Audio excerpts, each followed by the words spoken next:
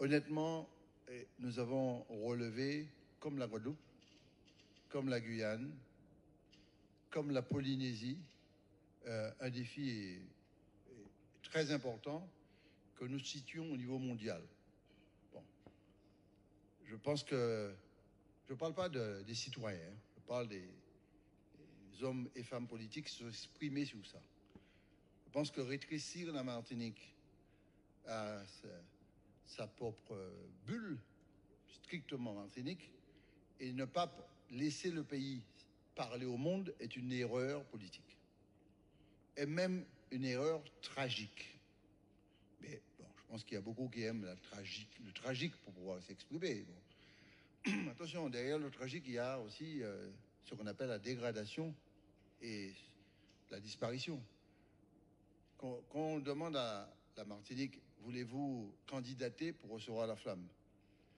Je le dis comme je le pense, oui, il fallait faire ça. Il fallait avoir le courage de le faire. Parce que si on a candidaté, on peut être retenu ou ne pas être retenu.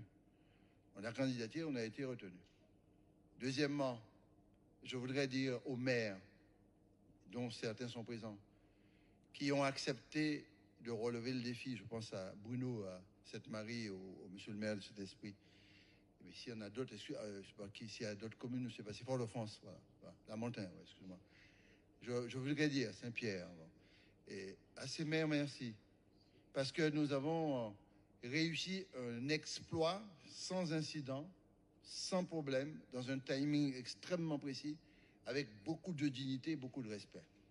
Et ce qui m'a le plus touché, c'est que la population a répondu par sa présence physique dans cette manifestation. En fait, on n'a pas fait ça pour nous, pour se plébisciter ou se féliciter. On a fait ça parce qu'on avait envie aussi de dire au monde, mes chers amis politiques qui font tout avec de la politique, y compris là où il ne faut pas en faire. On dit au monde entier qu'on existe, que nous avons Saint-Pierre, patrimoine mondial de l'UNESCO, que nous avons la passe des écuries et que nous avons la Yole et que c'est une dimension qu'on doit montrer au monde, ne pas le garder comme un petit cocon entre nous, que nous avons au diamant, j'oubliais le diamant, l'expression de notre souffrance à travers les monuments qui ont été dessinés par un grand artiste martiniquais, que nous avons une commune comme le Saint-Esprit, qui est une commune qui bouge, quoi, que nous avons aussi Sainte-Marie qui a, avec intrépidité, remis le patrimoine mondial de la musique et de l'art. Mais il fallait dire ça. Il ne fallait pas, chers amis, rester chez nous, ne dire rien. Alors on m'a dit, oui, mais vous avez dépensé 180 000 euros. Mais franchement, pour 180 000 euros exister au monde, mais non, c'est une somme qui est normale que la Martinique. Alors si on l'avait fait, et puis l'État l'avait financé à 100%, on serait tellement content. Mais moi, j'ai honte. J'aurais honte. Donc, chers camarades, tu me donnes l'occasion de dire, nous sommes extrêmement fiers. Et surtout, nous avons fait une démonstration que ce peuple-là sait réagir. Et j'ai vu le peuple qui réagit tout en assumant son appartenance à la République, mais tout en brandissant le drapeau rouge, vert, noir. Ça m'a fait chaud au cœur. Et puis, dernière chose, ce sont les salariés, j'ai parlé du peuple, parce qu'il y avait près de 6 000 personnes le premier jour, le fameux dimanche, et le lendemain, il était autant de monde. C'est-à-dire 12 000 monde. Je ne compte pas les communes. Si vous rajoutez la présence des communes, on était certainement en Martinique entre 20 et 30 000 personnes. Ou quoi pas ça exagéré. Ou pas là. Bon. Entre 20, bon, je taquine mon. Entre 20 et 25 000, bon, 25 000 personnes qui ont participé, sans compter la télévision et sans compter tous ceux qui, au Japon, en Chine, en Afrique, ah oui, en Amérique du Sud, nous ont vus. Et on dit qu'ils existent avec fierté. Merci surtout aux salariés de la collectivité territoriale. Merci surtout. Il faut les applaudir. Il faut vraiment les applaudir.